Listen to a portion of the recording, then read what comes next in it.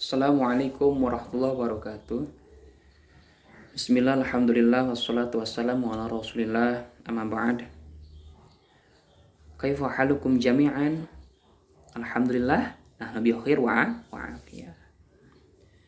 Teman-teman sekalian, alhamdulillah setelahnya kemarin kita sedikit mendiskusikan tentang jual beli, baik dalam segi pengertian, syarat-syaratnya, hukumnya, bahkan bentuk-bentuknya. Bahkan kemarin kita telah mendiskusikan salah satu bentuk jual beli itu adalah jual beli yang sah tapi terlarang. Pada kesempatan kali ini Bapak akan sedikit memaparkan tentang muamalah dalam bidang akad kerjasama perihal penggarapan tanah. Kenapa hal ini penting untuk disampaikan? Atau kenapa materi ini harus kita pahami? Karena teman-teman semuanya, khususnya di lingkungan kita, masyarakat itu kebanyakan mata pencariannya adalah dari bidang pertanian.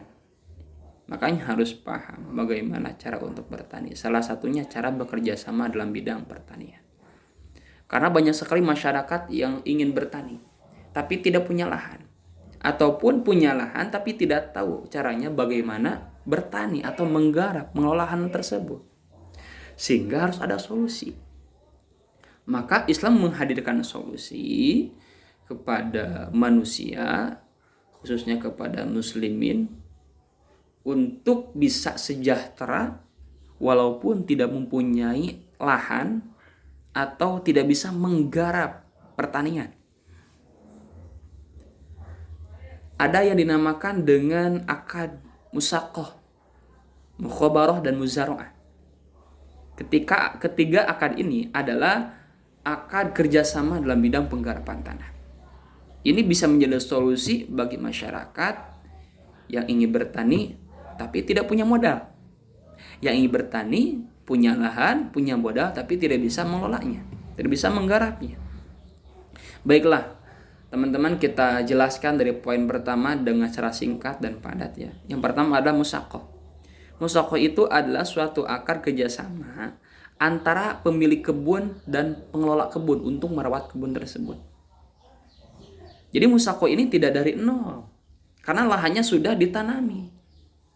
Misalkan contoh, Pak Budi mempunyai kebun teh seluas 2 hektar. Tapi dikarenakan Pak Budi lagi sakit, sehingga Pak Budi bekerja sama dengan saudaranya, yaitu Pak Jono, untuk mengelola kebun teh tersebut. Itu yang dinamakan dengan akad musaqah. Bagaimana untuk bagi hasilnya? Bagi hasilnya itu tergantung kesepakatan bersama ketika akad. Misalkan gini, Pak John, ya Pak Bud, apa Pak Bud? Saya itu sakit Pak John, udah 2 minggu. Sakit apa Pak Bud? Kemarin saya jatuh dari motor. Innalillahi, semoga cepat sembuh Pak Bud. Iya Pak John, amin. Terus gimana Pak Bud?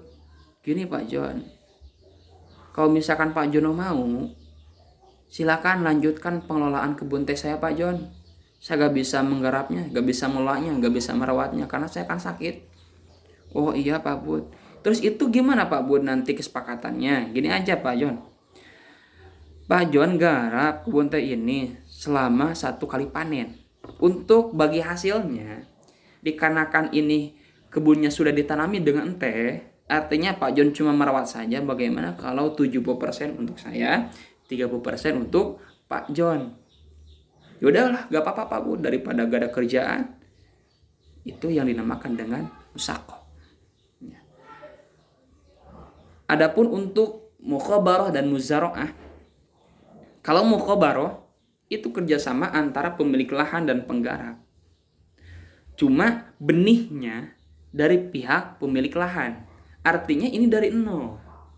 Pihak penggarap cuma menanam, mengelola, merawat sehingga akhirnya bisa memanen.